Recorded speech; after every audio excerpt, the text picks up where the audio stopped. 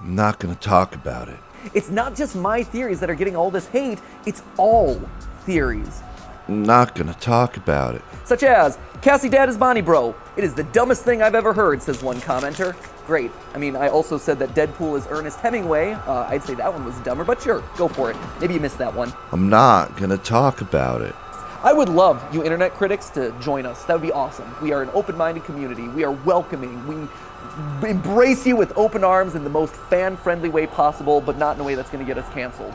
Well, if you're literally asking for it, I guess I could. Hello again, this is Hellcry. Everyone's favorite FNAF tuber, Matpat, made a video, and after seeing a lot of people run to his defense, I think I need to express exactly why I don't like these videos. And I'll let you know that Matpat doesn't address it at all. When it comes to videos on YouTube, there's little topics as lucrative as Five Nights at Freddy's, and several people have made quite successful careers off of just talking about it. Look at these views. Even my most viewed video is FNAF. So, to rip the metaphorical band-aid off, we're going to have to start off by saying the main reason I don't like FNAF theories is how the people that make them do not treat them as if they are just theories. But hey, that's just a theory. A game theory. When I made my video on Five Nights at Freddy's, it was really just my perspective and what I thought was a compelling narrative tied in between all of the games. It really is just what I thought was cool. But looking at other people like FNAF and Matpat, this doesn't seem to be what they're doing. Even Rytos and ID's Fantasy do the same thing. And even in the video that this is a response to, Matpat does this very same thing. And yet, it's only now, all these years later, that the sentiment has finally changed on that theory, and people largely agree that Dream Theory was right at the time, and that Scott just pivoted the story later with Sister Location. This is going a little bit beyond just a theory. This is directly saying that you are correct about the writing of a story that you did not write, and then going further and claiming that the person who wrote it changed it just to spite you? Thanks for that one, Scott. Couldn't even let me have that victory, could ya? What do you want from me, Scott? I'm selling the books for ya. Instead of admitting he might not have been right, he instead puts the blame on Scott, saying that he has rewritten the story to make him not right. Let me tell you a story, a true story. A story about an email I received from a game developer that, for privacy reasons, has to go nameless. But let me assure you that it's someone who works on a game franchise that you're quite familiar with. Anyway, we'd done a theory or two trying to predict the plotline and some early twists for their upcoming game. Out of the blue, I received this email from the CEO of the company asking me if I had a mole on the inside feeding me information. Now, obviously it was a joke, but also not quite a joke. Anyway, I was just ecstatic that we were on the right track. And then the game came out, and it was nothing like our theory had predicted. It also seemed rushed and a bit unpolished, like a lot had been changed in the game last minute. It got me wondering whether our theories had prompted them to change the game in order to move the storyline away from what I'd predicted. And controversial it was, but not because it was unlikely. It was because it was unsatisfying. No one really wanted it to be Dream Theory because that's kind of a lame way to end everything, especially in a franchise so devoted to keeping up a mystery. Any story can end with "it was all a dream" or "the main character was in a coma." It's easy and it can be used to explain any inconsistency, but it's not satisfying. And Scott picked up on this. And it's also important to occasionally revisit those answers, because guess what? This franchise changes, it evolves, it adds more lore in places that you least expect. This, in my opinion, is disgusting behavior, and it affects the very way people perceive this franchise.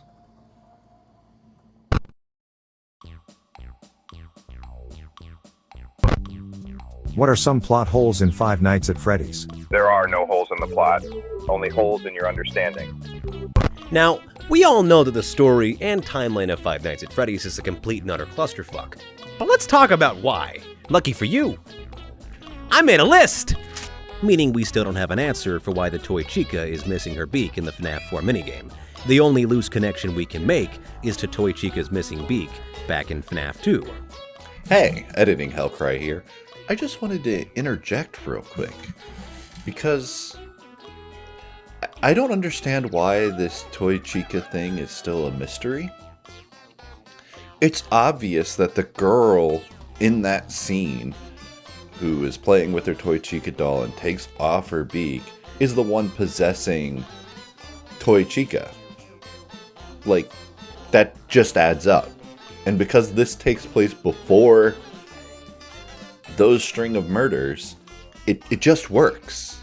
I don't understand this mystery. It just works. This connection is literally all we have to go off of. But wait a fucking second. Toy Chica's missing beak in FNAF 2 was a result of Scott trying to make her look less sexy. I mean, scarier. It was a design choice, one that was done literally to, in the man's own words, make Toy Chica Look a little more uncomfortable. However, just a year later, when another appearance of Toy Chica appears, and yes, they are the toy animatronics, Bonnie is blue and has his fucking guitar, suddenly, that missing beak has deep lore implications. Such deep lore implications that Scott chose to draw attention to it in one of the only 3 messages that appeared on his website during the 2-hour live stream. Fucking what? So let's get this straight. Sometimes Scott's design choices are nothing more than stuff he found cool or scary and has no deeper meaning behind it other than that. See Scrap Trap, Fredbear's Buttons, Phantom Chica, etc. However, sometimes those design choices that Scott has admitted were meant to be nothing more than just his attempts to make something scarier, actually are really important to the game's overall lore and story. It's just up to us to somehow be able to discern which is fucking which. There are no holes in the plot, only holes in your understanding. But this wouldn't be the first time that Scott's changed his mind about something after the fact. Scott's revisionism of the Five Nights at Freddy's series has become almost infamous in the community, as once established facts have either been retconned or made pointless by later installments in the series. Which brings us to point fucking 3, Scott's flagrant revisionism of the FNAF story. Editing Hellcry again. Honestly, this whole video is a dumpster fire of huge incendiary things said towards Scott Cawthon, and I just wanted to highlight a couple of moments of it for you today. I'm gonna get back to my point from earlier. Sorry.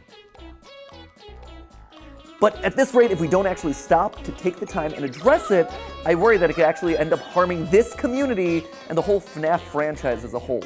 I actually agree, Matpat. So what do you have to say about your role in this? If your video is just a theory, then you wouldn't care if you are correct. If it's just as my videos are just my perspective, then you don't need to blame the writer of the series for why your thing isn't airtight. But all of these people, all of these ends, if you will, do this. And honestly, I think it's quite disgusting. Even FNAF theorists that Matpat didn't mention do this very same thing, and I find it extremely irritating. When it came to my theory, or my perspective on the first series of FNAF, starting with FNAF 1 and ending with Ultimate Custom Night, which is a video you can watch down below. Go ahead and click the link in the description. What I set out to do was understand what Scott Cawthon meant by the first 4 games are a complete story. And that a lot of people said FNAF 3 was a great finale, and I understand what they mean theoretically, but we don't actually understand why the things happened in those games. And after looking at FNAF 4 for a while, I realized that this is the beginning. This is the inciting incident that leads to the entire franchise. And by using that perspective, it allowed me to look at the entire first series of games in a different light that I thought was a very compelling narrative. If you want to see what I mean by this, go ahead and check out my video on the subject. There's a link for it down below. But before I even did that, I had my own feelings about the Steel Wool saga, if you will. I liked the direction of FNAF VR and very quickly found a compelling narrative within the story of Security Breach. A very specific gripe I have with the entire FNAF community starts with this next segment.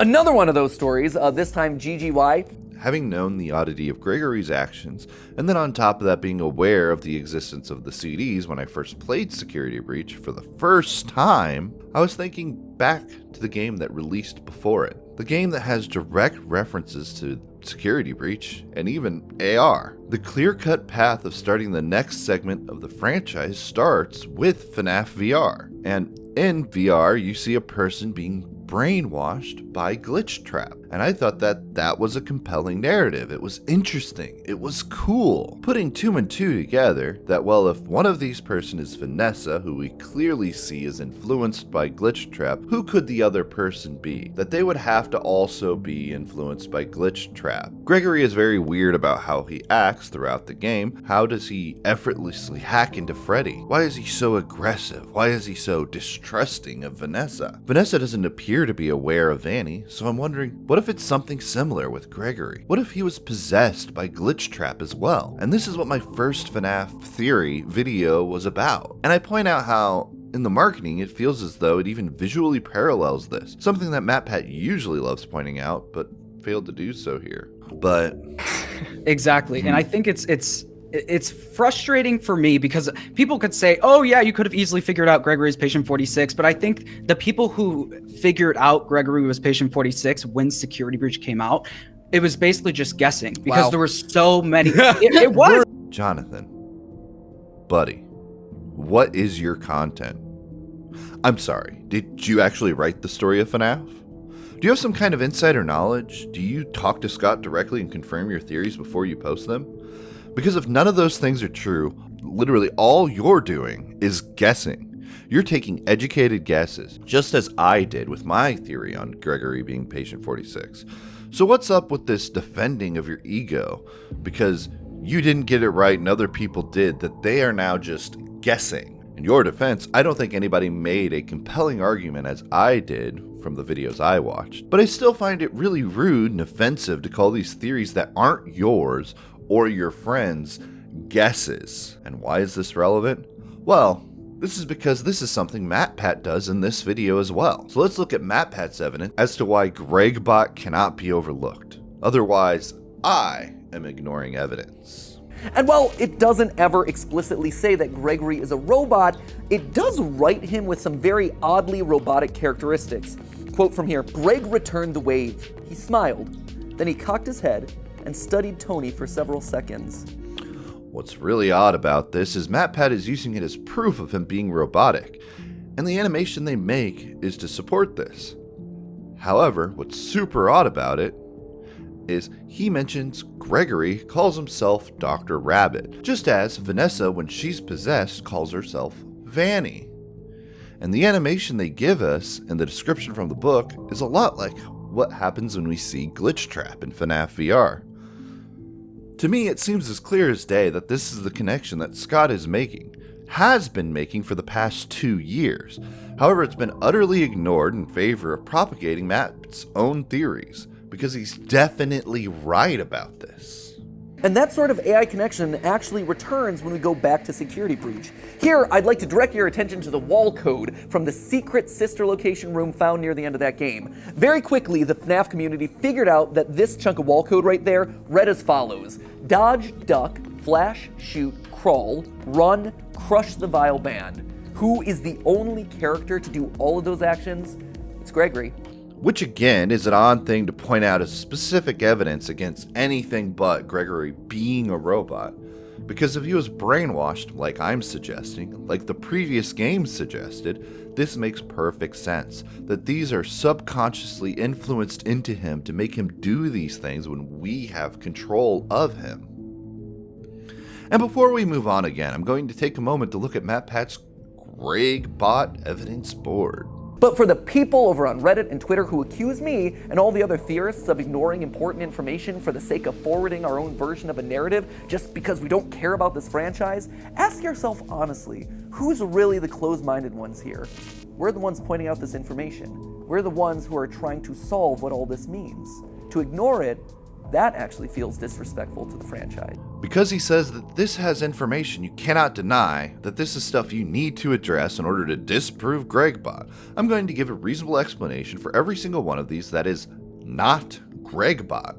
Similar appearance. When you look at a character that is depicted in 8-bit style and is supposed to be a child, it's really difficult for you to say that they have a similar appearance. You don't take this evidence seriously, so I don't understand why it's on here, as you mentioned with your memeing on the thing. That robot theory gets boiled down to this singular graphic right here, so much so that we actually started to meme on it ourselves. And you know, when it gets to us memeing something, it is definitely dead. Purple equals Afton. Matpat is wearing a purple jacket in this video. Look at him. He's just like William Afton, for real, for real. Jokes aside, as I said, previously Gregory was possessed by Glitch Trap. Ice cream bite. Children eat ice cream, and also it would be very odd for the person that is the bite victim to recreate their death if they're revived. Broken. Given the past version of this line saying that Gregory is bleeding, it's clear that this was to leave it ambiguous and use language referenced earlier in the franchise. Also, given the fact that Gregory seems to have just gotten out of possession, it would make 100% sense if this is related. Static vision. For some reason, Freddy cannot see Vanny, and this would appear to be because she's possessed by Glitch Trap. Considering my assertion that Gregory was also possessed by Glitch Trap, so the sort of glitched vision you see must be because of the proximity of someone who was already previously possessed to the actual possessor. Think of it almost as like a post-traumatic response to the possession. Roxy's eyes. Objectively speaking, Roxy's eyes operate differently than Freddy's, and unlocks a new power for him. So, therefore, things would look different. Greg would not need a robot to look different. Describes Gregory. We discussed this earlier, but this is likely subconscious programming by Glitch Trap. Robot kids. There has yet to be an example within the games of a child who is secretly robotic. And this is where we get to my issue with GregBot theory. My theory is based on the events of the previous game, something that was set up within the world of the series. Matpat's is actually a retcon. Instead of it being something that's established, something that we've seen happen before, it's based on the idea, well, what if a character was a robot? Logically, it could be a thing, I guess, but this hasn't been established. This hasn't been set up. This isn't something we've been shown yet. This isn't me saying I think his theory is wrong or that it has no merit. I'm saying it's weak narratively, and all I really care about is playing the thing and getting a compelling narrative from it. And I find this story of possession with Glitch Trap relating everything to this character that I thought was fascinating from FNAF VR far more compelling than, well, actually he was a robot the whole time. And to give Matpat credit, he's right, and it's not the craziest leap in logic for the franchise. I just don't think that it's been established within the franchise. He has very loose threads that he's manufacturing into this theory, which is fine when it's a theory. It isn't fine when you're saying it could be fact and that you need to disprove all of these, and you haven't done it. Well, I've done it, Matt. I don't think your theory is particularly strong compared to mine, and I could care less if anyone agrees with me or not. They can ask me questions, they can comment on how they disagree, and I'll just say, well, hey, this is what I think. Here's the thing. I'm not bringing all this up to try and convince you, the internet critics out there of this theory. There are some dead horses that I just want to leave alone, believe it or not. And honestly, I don't care if you believe this theory or not. I do not care in the slightest. And you say this, but earlier, as I pointed out, Dream theory was right at the time. And the very fact that you need to stack all of this evidence to prove it with newer evidence and saying that you need to disprove this before I accept that my theory is not right really proves that you do care. You care so much you're making a whole video about it. And guys, this is where the really considerate criticism I have evaporates.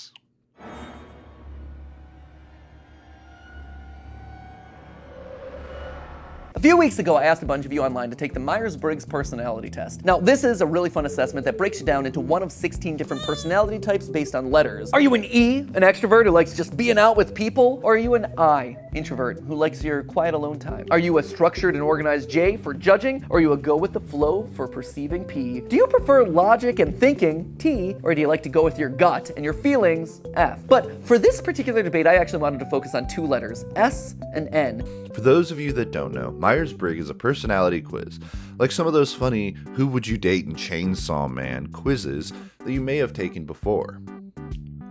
Like horoscopes and what Naruto clan you would be a part of, personality tests before it, they rely on vague ideas of human behavior. Therefore, the main conceit of Myers-Briggs is that it's a 16-type personality test, and that in each factor that you are assigned is on a spectrum. And as Matpat correctly features later on there, that you can be a percent towards a specific personality type more than another one. And all of this is relatively meaningless and unscientific in any way. But the fact that Matpat uses it to deflect criticism is worth noting. The S stands for sensing. This means that you take the information from the world around you and you take it at face value. You use your 5 senses to determine what is real and factual. It often means that you look at the world in a very literal way. N, on the other hand, stands for intuition. It's not the cleanest of lettering systems, but they'd already used the I. Anyway, if you're an N, it means that you interpret information in more abstract ways. Rather than just relying on exactly what's in front of you physically, you take that information and then you go a couple steps further. For complete contextual honesty, I need to reveal my results of the Myers-Briggs personalities test. I am an ENFJ. So, how's it going, my fellow N? I wouldn't suggest that people who take this test and get a specific letter couldn't perceive specific amounts of information, because literally the test implies that you are on a percentage, that you would do this a little bit more than otherwise. But it's a spectrum, so you would still do that thing. On top of that, it'd be ridiculous to claim that you could not understand something I'm saying because of what is essentially a glorified BuzzFeed quiz. But just because I wouldn't do that, doesn't mean Matthew Patrick wouldn't. So, how does this relate to theorizing? Well, the vast majority of this channel's subscribers are Ns. They're taking information not at face value, but building more abstract connections to find solutions. In fact, almost everyone who works at Team Theorist here is an N, purely by coincidence. I think a lot of the newer fans of the franchise are S's. And when you look at our survey results, you can actually see this playing out, with almost 25% of S's joining during either the FNAF VR, AR, or Security Breach era. Compare that to N's, where only 18% joined during that era. And so when evidence needs to be interpreted with an N mentality, it's making them uncomfortable, or even outright mad. I don't think you need to be an S or an N to see clearly what he's saying here. His claim is that you, as an S, cannot parse his information the way he needs you to accept his theory. Not that his theory outright are flawed or they're just goofy videos to make you think deeper about video games, but that literally people have an inability to process it because of their Myers-Briggs personality score. This is offensive. And I've seen a lot of people defending it, but it is just outright offensive. I have seen people online picking and choosing certain stories to be canon and certain stories to not be canon. And again, I have to call out, isn't that just picking and choosing certain evidence pieces to forward your intended narrative? And do you see the irony in that? Those of you who are convinced that the books are canon are doing exactly the same thing that you criticize online theorists of. You have an answer that you're committed to, and so every theory is based on a core assumption. And if it's okay for you, then it has to be okay for us too. Actually, I don't think that this is at all okay for anyone to do. I make a claim in my video about not using any books, and this is more so because of this line of logic. That and Raito's stupid statement about how you cannot make a compelling or correct timeline events without the books. I believe that if the games have a compelling narrative on their own, I should be able to parse it with the games themselves. And while outside context could help, I feel that if I'm going to get across what these games are meant to be saying to me, I shouldn't need that information. And what frustrates me is that I don't. All of my theories are based on the fact that I've read 0 of these books. Does this mean I think the books are not canon? No. I just don't care about them when I'm talking about the games. I'm talking about the story I perceived of these games, not of what I read in books I didn't read. But what I know of the books is that a good number of the stories are campfire-style, spooky stories that other kids are telling each other. That these kids are looking into the shadows and misconstruing what actually happened, as Scott referenced in his hints. This doesn't make them any less canon or anything. But again, you could talk about the stories of these games without talking about the books at all. Because the story that is told to you in the games is the story that is told to you in the games. In the end, here's the important thing to remember. We're all on the same team. We're all working towards the same goal. We are trying to solve this franchise together as completely as possible using the most satisfying evidence-based answers we can. And I guess this is where we truly differ. I am not on the same team. I am not trying to solve FNAF. I'm not trying to tell you what happened objectively speaking. I'm telling you what my perspective is on the story, and if that's not aligned with your perspective, that's fine. And this line, and the way it's phrased, almost reads as hypocritical with his dismissal of previous criticism. Such as, Cassie Dad is Bonnie Bro. It is the dumbest thing I've ever heard, says one commenter. Great. I mean, I also said that Deadpool is Ernest Hemingway. I'd say that one was dumber, but sure, go for it. Maybe you missed that one. Let's ignore that he only took out baby criticisms from 12-year-olds, but Matthew Patrick wants to have his cake and eat it too. He wants his theories to be stupid, fun, insightful looks into video game storytelling, but he also wants them to be correct. He wants to solve FNAF, not tell you a funny, cute story about what would be neat about the storytelling of the game. He wants to solve it. In the end, remember, it's easy to point at someone else's ideas and find the holes, but it's actually a lot harder to then offer up your own solutions. It takes guts to put yourself out there and concoct a theory, so be nice to other people's ideas, because that's the way we learn. That's the way we grow. We do it by asking questions and making mistakes. So that's what I've done today. And before you dismiss this as more of the same sort of constructive criticism online, I've got to say that for my next video of FNAF, I kind of want to wait for Help Wanted 2 to come out before I talk about the story of the Steel Wolf Saga, and what I find really interesting about it. And essentially kind of fix up the other video I made about this segment of the series. Other than that, we are so close to 1,000 subscribers, which is a goalpost which will allow me to monetize my channel and actually make money off these dumb videos I make. So if you like these and you would like to see more, please subscribe. I have a few more Y2K videos planned, a beginner's guide video that might come out soon, and I'd love to do a series of videos talking about BioShock Infinite and many other games. On top of that, instead of just talking about video games, I also make video games. I have a game out on Steam called My Mundane Life is Threatened by the Tropes of an RPG, and I am hopefully in the next couple of months releasing a sort of sequel to it, which is a dating sim called Heartbreak Havoc. Other than that, I need to thank Linguistic for reading over this script and giving his input throughout the video.